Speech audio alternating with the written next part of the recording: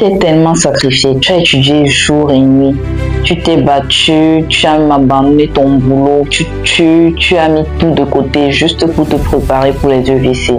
Et tu as enfin réussi à ton concours. Alors, bravo, une étape de franchie.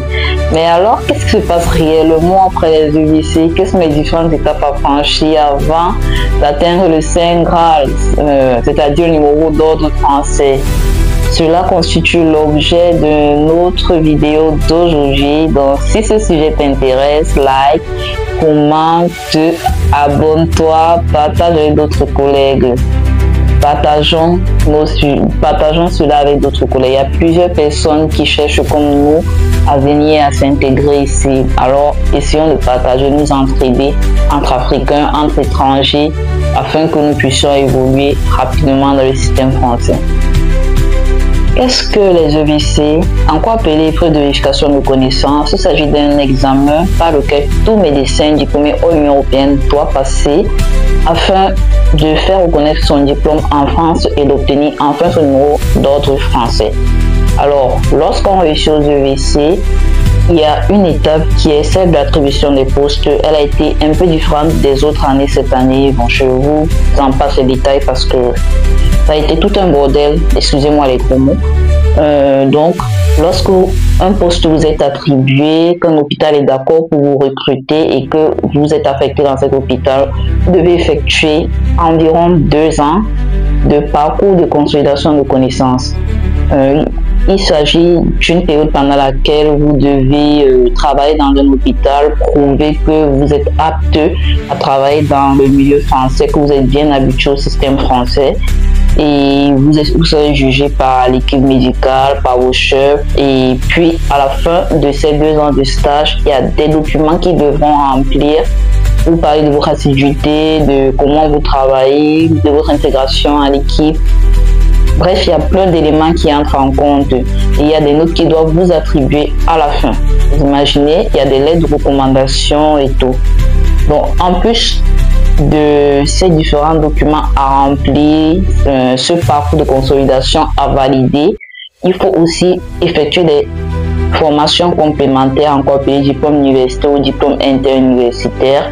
Pendant ces 2 ans-là, il faudrait participer à des congrès, à des formations dans le domaine dans lequel vous êtes. Et puis, ce n'est qu'avec toutes ces conditions remplies que vous pouvez passer devant ce qu'on appelle une commission médicale. Il s'agit de médecins qui vont voir votre dossier. Parfois, ils appellent même vos chefs et juger de si vous êtes assez bien intégré au système français et si pendant les 2 ans, vous avez effectué tout le nécessaire pour pouvoir faire reconnaître votre diplôme.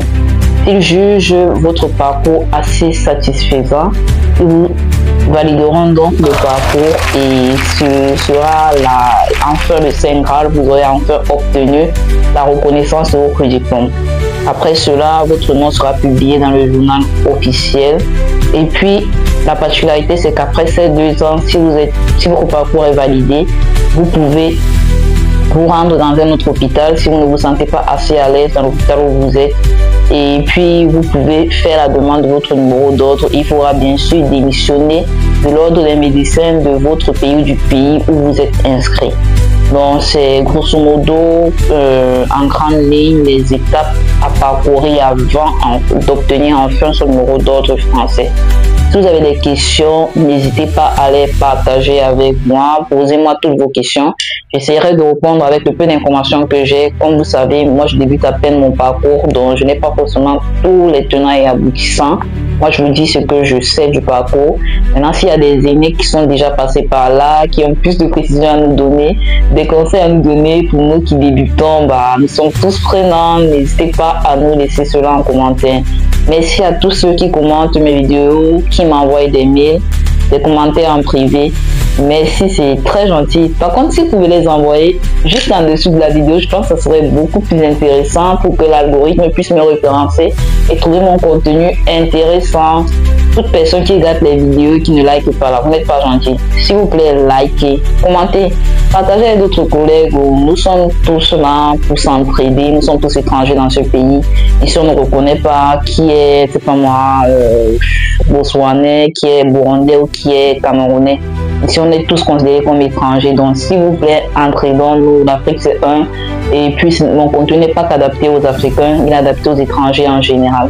Donc, partagez avec d'autres collègues, qu'ils soient de votre pays ou pas, tant qu'ils soient étrangers, qui veulent s'intégrer au système français, ils peuvent venir et suivre mon contenu. À bientôt pour une nouvelle vidéo.